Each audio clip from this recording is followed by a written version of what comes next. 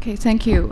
Thank you, Parasite, for inviting me to share some of my recent research to all of you here.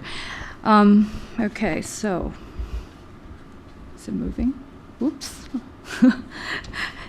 Okay, this is the title of my talk. Okay, so I think I will start with an personal experience. I started with my recent experience at the National Revolutionary Martyrs Shrine in Taipei.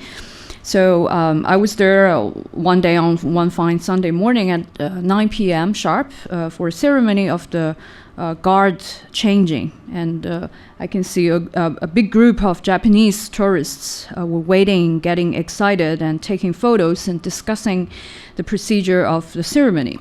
And it seems to be another very familiar scene in any tourist attraction with such kind of setting, like in the ceremony at the London's Buckingham Palace. But what is interesting is, however, one of the shrine's major purpose was to commemorate the fallen in the Sino-Japanese War between 1937 and 1945. In other words, the site for remembering the heroic deeds of the Chinese soldiers who fought against the Japanese is now visited or consumed by international tourists, most ironically by Japanese tourists.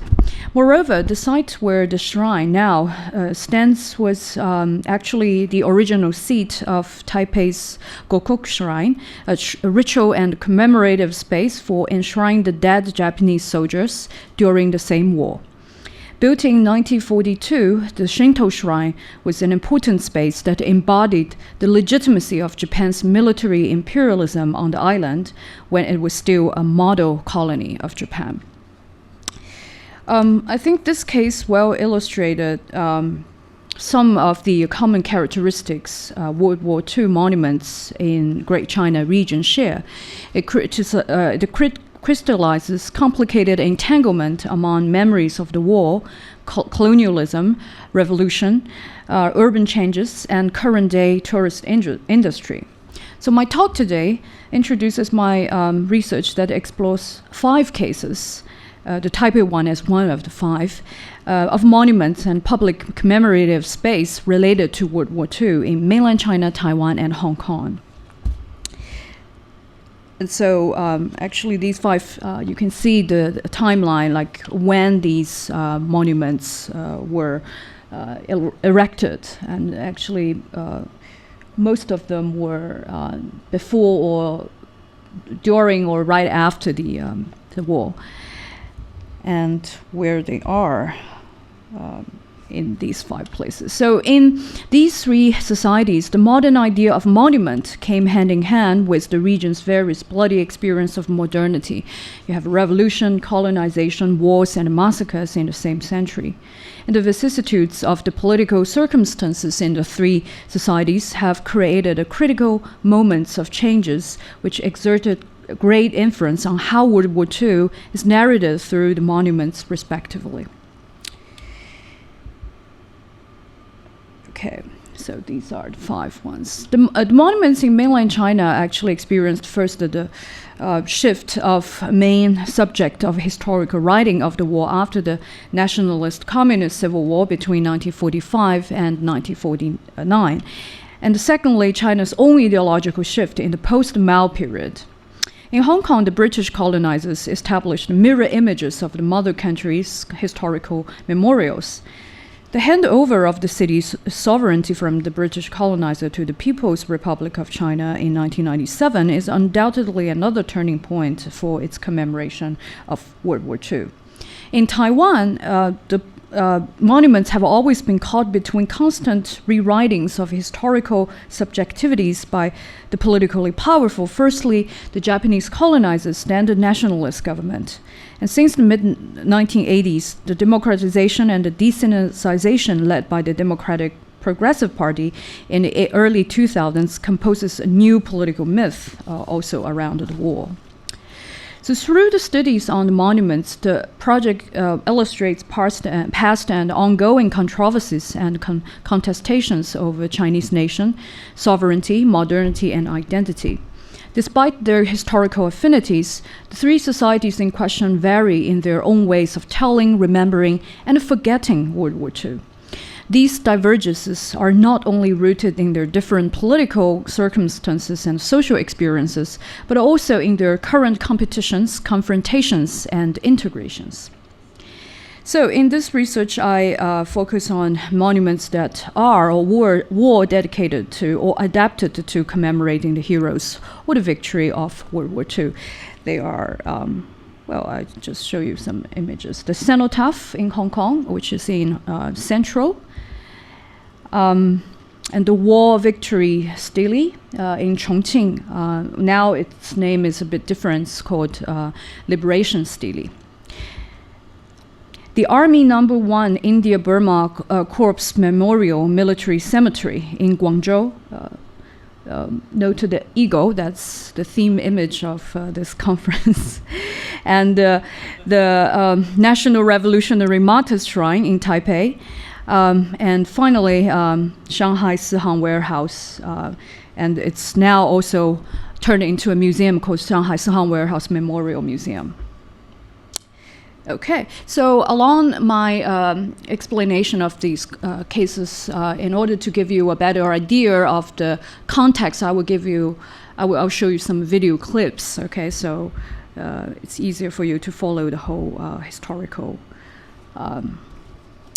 context. Okay, I'll start with Hong Kong cenotaph. So Hong Kong cenotaph, designed by British architect Edwin Lutyens, blends classical revival and Roman Greek form and reviews how the UK establishes its network of imperial symbolism in its colonies in the early 20th century. The cenotaph was almost an accurate, the cenotaph in Hong Kong is almost an accurate replica of the Whitehall cenotaph in London, and was completed in 1923 to commemorate the fallen in World War I. The cenotaph was erected on the Statue Square, which was once dotted with statues of Queen Victoria and other royal family members. After the Japanese occupiers who defeated the Hong Kong Defense Force removed the statues for making more cannonballs in 1941, the stone cenotaph remained, well, this is what happened later, remained the only monument on the same spot throughout the war because it was made of stone, so it's no use. So after the war, the grand unveiling ceremony of the cenotaph symbolized the rebirth, or Chongqing, of Hong Kong in the resumed British colonization in 1945. And since then, it also functions as a World War II monument. Since the 1950s, nevertheless, its visibility became increasingly low. This is because the British Hong Kong government, on the one hand, intended to create an image of modernity in the city center by downplaying the previous strong symbols of the empire, and therefore no pre-war statues returned to the same statue square. On the other hand, the government also began to recognize the importance of Chinese communities' involvement in the war commemoration, in particular after the anti-colonial 1967 riots, to neutral new post-war Hong Kong identity. So at the annual Remembrance Day ceremony, the Hong Kong governor paid a visit first to this one, the first paid visit to the Memorial Arc in memory of those Chinese who fell in both World Wars, before going to lay wreath at the cenotaph. And in the 1960s, another memorial shrine was also built near the cenotaph for all those who, regardless of their religion and race, defended Hong Kong against the Japanese invasion.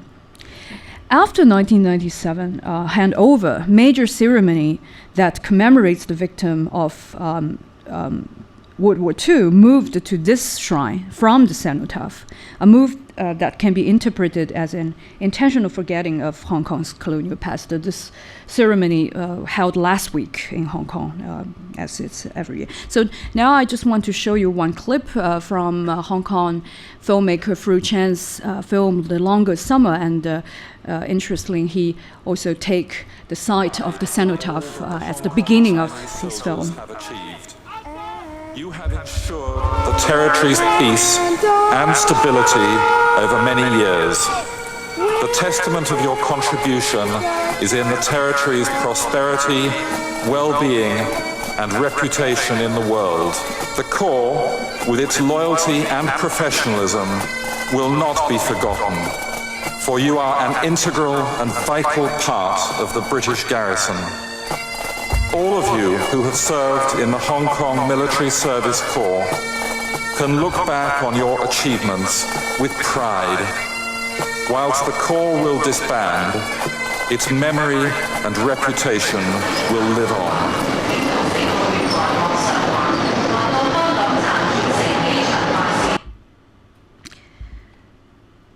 Okay, now next I will talk about the monument to the war victory Stele in Chongqing, and I just also want to quickly show you a video clip to show you Chongqing shortly before or during the war.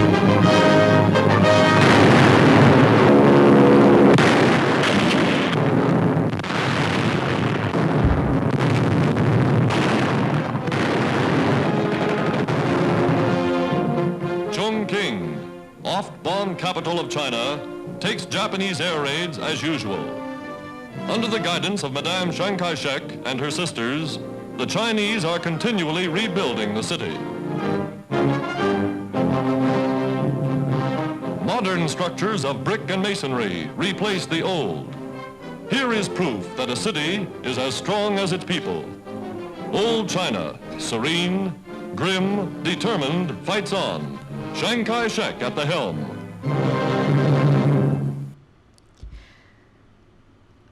Okay, well, yeah. So the Victory Stele was the only official monument that was built by the KMT right after World War II to celebrate the victory in 1946. It is located in the center of an inland Chinese city, Chongqing, which served as the temporary capital in wartime.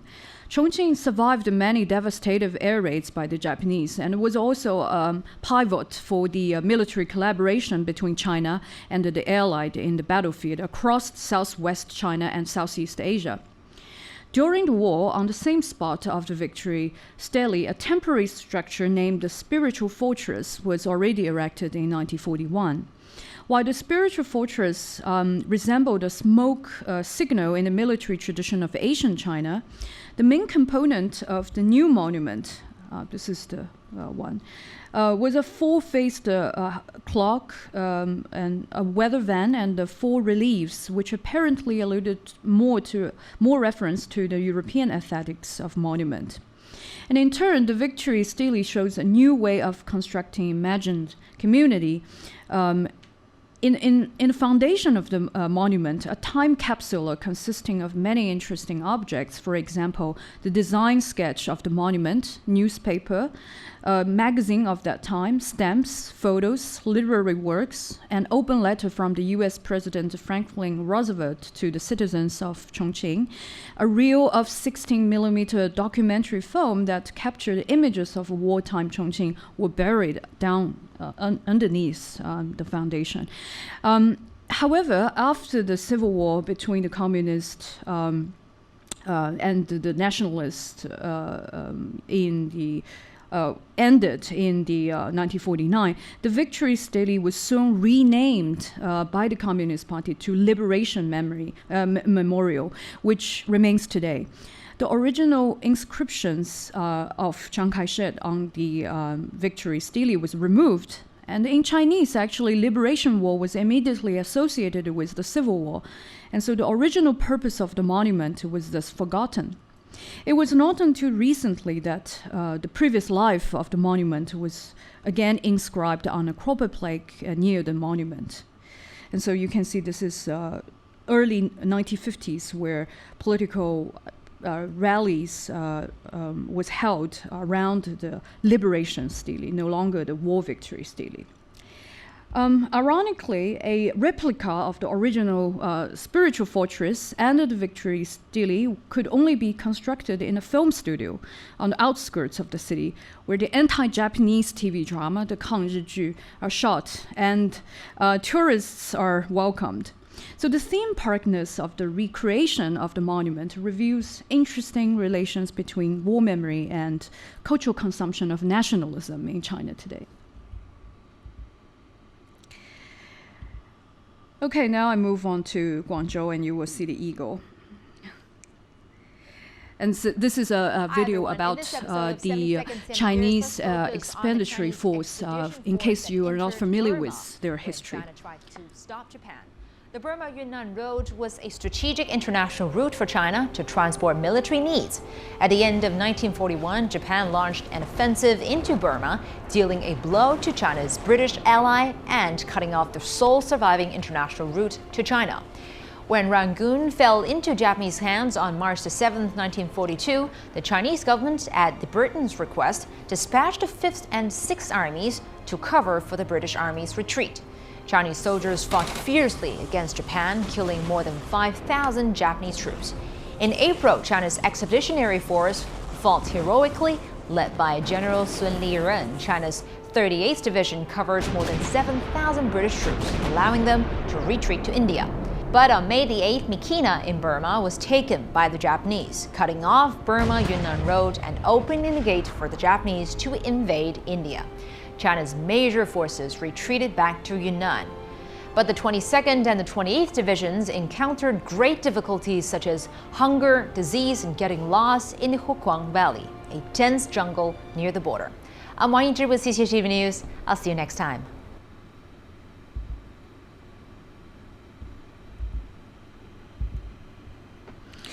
Yeah, so coming to Guangzhou, I will show you an invisible monument. General Sun Liren, one of the most famous military leaders of the Nationalist Army in the war against Japan in China and Burma, decided to build a monument for his fallen soldiers. For his fallen soldiers of the Army No. 1 India-Burma Corps soon after the war in Guangzhou. And the original design of the cemetery consists of, maybe a bit later, consisted of three major sectors. The entrance had 2 columns and 2 gatehouses. And further up on the hill on the avenue, one could find a memorial pavilion and a pond in the Chinese garden style. And finally, one saw a gigantic geometrical structure as the main body of the monument. So this is the main body, and this is the entrance. And the monument was designed by Chinese architect Guo Yuanxi, who also hosted the construction of Chinese Lamist temple, the Potala of Zhiho, at 1933's Chicago World Fair. The design combined a highly abstract image of a non-decorative stele consisting of 4 stone towers, and a copper eagle, which was the symbol of the Chinese expedition force, was added into the front of the monument.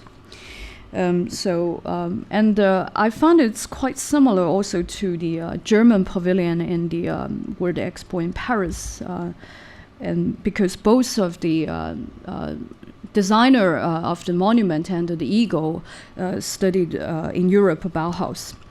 And so after 1949, to conceal the monument erected by the KMT enemy, the PRC government located the main part of the monument tower within a military restricted zone, which bars the public from seeing it. So you cannot see it today. It's still restricted in a military zone. And the monument was not demolished, but the eagle had long disappeared, probably during the Cultural Revolution. And in the early 1990s, a hotel was built just next to the southern side of the monument, actually the eagle's side. Most incredibly, a toilet was even built in between the four towers as an extension of the hotel. With the development of the area, the whole garden was split up by newly built roads and highways. Today, the memorial pavilion was housed in an indoor wet market, with few people knowing what it is. And one of the two gatehouses was destroyed. The other became an underwear shop as a part of the wholesale garment market surrounding it. It was still unknown what monument would become, even if the relationship between the cross-strait relations improved in recent years. The case shows the difficulty of remembering national war memory beyond the contested civil war narratives. Then I'm going to Taipei, and this is a short archive video, newsreel video for General Chiang Kai-shek returns to power as president of nationalist China. He takes office in exile at Formosa, island fortress 90 miles from the Chinese mainland. The Generalissimo, here with his wife, predicts that the communists who control the mainland will not last long. Meanwhile, 100,000 picked troops under the command of General Sun Lai-jen, a former student at Virginia Military Academy, stand ready to defend Formosa against communist attack. On parade too are the Women's Army Corps, and these girls really mean business.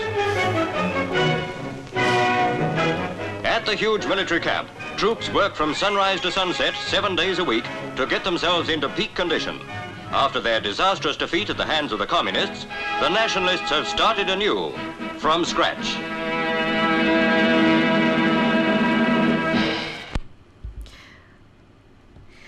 Well, this gives you a background. So in Taipei, the design of the Martyrs Shrine, according to its designer Yao Yuanzhong, took Liang Sichen's Qing Shi Yingzao Zeli, or Qing structural regulations, as major reference. Like many other new architecture built after the nationalist government's takeover of Taiwan, the shrine was patterned after the royal architecture in Beijing. The transported architectural style became a highly strong visual message to the public about the nationalist-led government's political will and power on Taiwan. The original site of the Martyrs Shrine, as I mentioned before, was the seat of Gokok Shrine, or Gokok Jinja, a large Shinto shrine built by the Japanese colonizers in memory of their dead soldiers in 1942. The demolition of the Jinja and the erection of the shrine aimed clearly at exorcising the past colonial ghosts. The shrine echoes with another magnificent landmark in the vicinity, the Grand Hotel Taipei.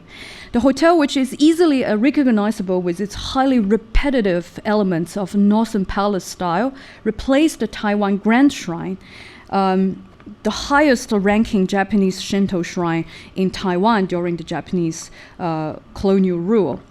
So today, the political contestations between the colonial past and the post-colonial present seems oblivious. Yuanshan, the area where the two landmark architecture lie, are more easily associated with new cultural facilities in the area, such as the Taipei Expo Park, the Taipei Story House, and the Taipei Fine Arts Museum, which are more related to the contemporary image-making agendas of Taiwan with its own history and culture, rather than solely an embodiment of the ROC. In Taiwan, the history of colonialism had rendered the writing and preservation of World War II memorials very contentious due to the controversies over the successive regimes from the mainland in their own post-colonial periods. While most of the Martyrs Shrine constructed by the Nationalist Party before their retreat to Taiwan were destroyed during the Cultural Revolution in mainland, ironically, the ones in Taiwan now become a tourist attraction for travel groups for the mainland tourists and even for Japanese tourists. Okay, finally, I will move to Shanghai. The world will mark the 70th anniversary of the end of World War II. A warehouse in Shanghai still bears the scars of one of China's biggest battles. On August 13, 1937, the Japanese army attacked the city. The fighting lasted for more than 3 months, and as it dragged on, only one Chinese battalion was left to hold off the enemy. CCTV's Xu Wenjing has the story. was the side of a defense against impossible odds. Xie Jingyuan was the Chinese commander. The battle started on October the 26th, 1937, and lasted for 4 days and 4 nights. It provided cover for the retreating Chinese forces. To reduce losses, only 1 battalion was left to fight the enemy. Xie Jingyuan was assigned as commander of such an important battle at short notice. His battalion was new to him, and the troops were young and inexperienced in battle. He told the soldiers their mission was to defend the warehouse to the death. The importance of the battle and showed us his determination. We all fought with the life and death determination. At that time, the 6-story concrete building was the tallest building in the area, stocked with food, ammunition, and first aid equipment. The battle had particular political significance. In Shanghai, and they showed Troops led by their courage, much better soldiers battle from Okay, I just want to skip it. defense of the warehouse. It's a bit too Restored long. the important Okay, I will tell the story later. Oops.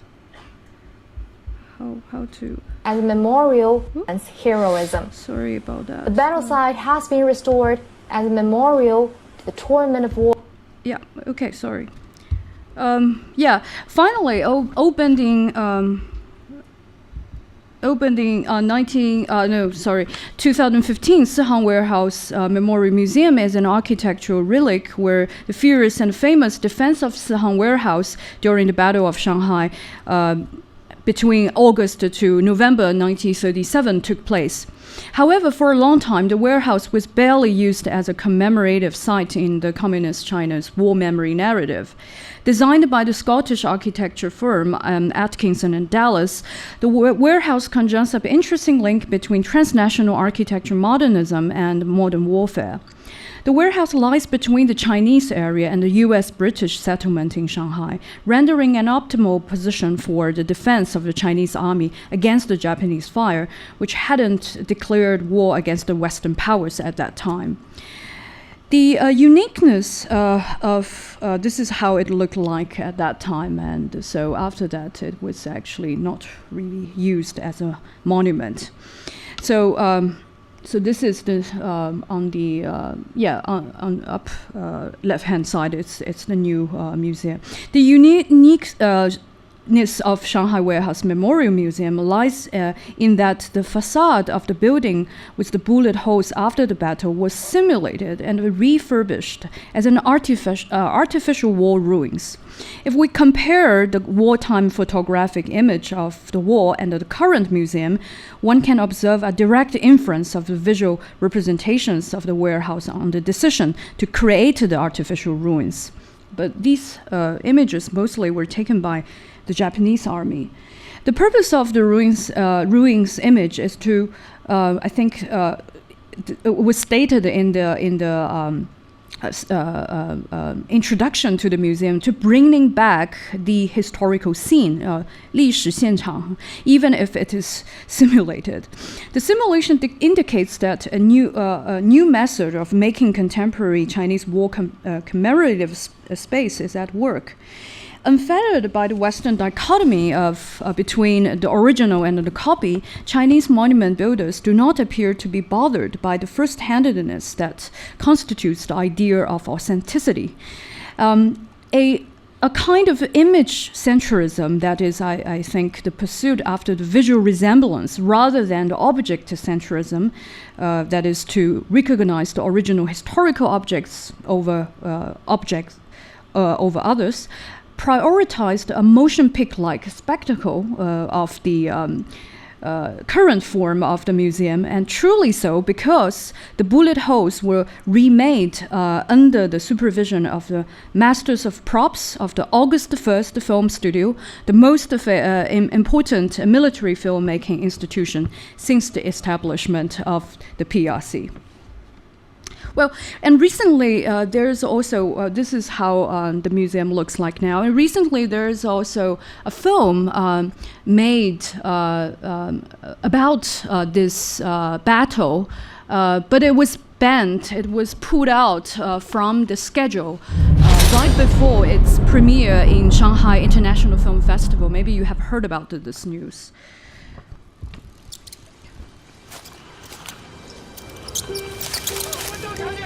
Films about World War II in China has always been, of course, focusing on the Communist Party's troops' perspective. But this one, as it was fought by the Nationalist Army, it was also taking this perspective of the Nationalist Army's perspective. So people say this might be one of the reasons it was banned. "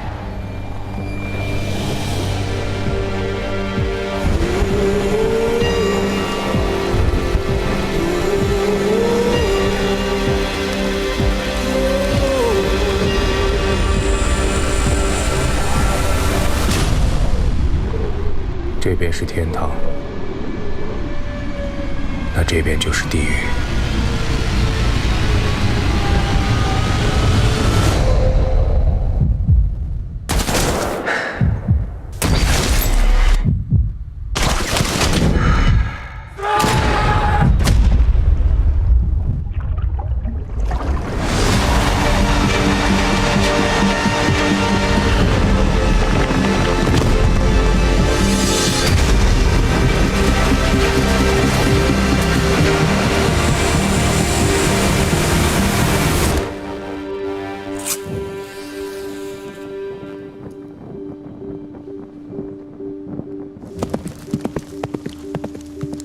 Well, it's not coming soon. I mean, okay, just the last part. Despite their distinctive historical and social context, the aesthetical and the spatial manifestations of the 5 monuments are not divided, but interrelated in their visual dialogue and intertextuality. Through these 5 cases, the study first aimed to display the unspoken politics of Chineseness, legacies of Western and Japanese colonialism, and their influence on the narrative of war memory in the region. And secondly, as monuments are fundamentally a form of a visual and haptic artifact in public realm, the project aims to examine the relations between their visual forms and the way they shape broad political, public political consciousness in public space. And thirdly, it asks us how we can redefine the idea of war monument in the region. While they were designed and made by the authority with designated intention, the actual monuments change and obscure their original meaning and spiritual structure constantly as they renegotiate ideals, status, and entitlement. In other words, what we can do about the monuments if they were built by authorities and their meanings were determined by them. So interesting examples, I think, can be found in contemporary art in Asia to deal with the issues of war memory from people's perspective. So in the case of Taiwan, photographic works of Japanese artists Motoyuki Shitamichi and Taiwanese artist Cao Liangbing render an interesting pair of efforts in remembering the same commemorative space by way of art. Shitamichi's work called Tori, it's the entrance of the Shinto shrine, tried to search for and even to reconstruct the traces of the disappeared Shinto shrines built outside of mainland Japan during the wartime. So you can see how they stand in different places. And one of, I like this one best, this one in Tainan, I think. So the Tori was used as park benches. And in comparison, Cao's work contrasts old photos shot around the Taipei Shinto shrine from private and archival collections with new photos he took himself of the shrine-converted Chinese martyr shrines. In both works, we see beyond the abstract and monolithic meaning of the monument that were assigned and intended by the monument builders. Rather, we see the artist's efforts in showing the state of monument, which includes everyday life, people's memory, and the changing environment of the monument. So this is Cao's work with mainly with this presentation form of light boxes.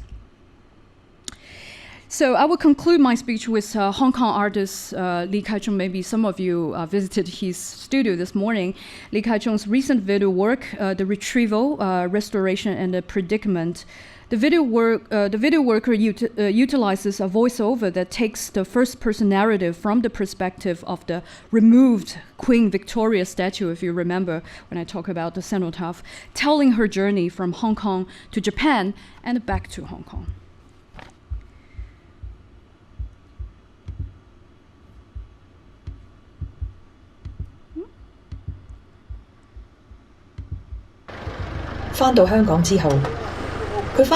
I want to give it a full screen. Is that enter full screen? Yes. Okay, sorry. 廣場，講真，抵佢死，手手腳腳冇一塊完整。工人將銅像再次放喺華蓋下，想移正位置。有啲嘢好似卡住咗，無論點樣扭動、升高，都冇辦法令佢轉身。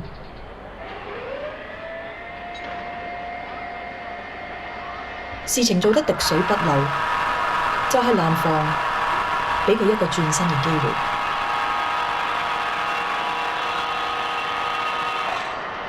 同樣嘅情況喺10幾年之後重演，佢俾人塗寫咗啲字句。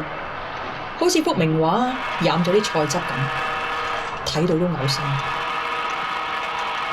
官員尷尬到不得了，派人再次將佢移走。原本戰時溶咗嘅部分，揾咗個意大利嘅藝術家去重新塑造修補，但係政府唔夠錢去修補，我老闆又唔願意無條件出錢，糾纏咗一輪。最後拍賣咗啲嘢，先籌到啲咁多嘅資金去復修。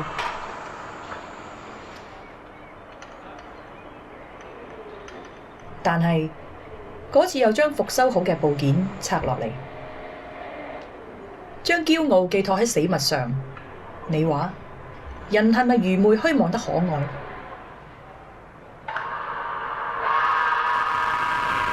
遠遠睇住佢哋嘅困態。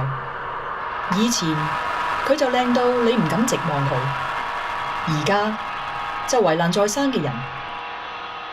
啱啊，佢天生就係為人製造麻煩。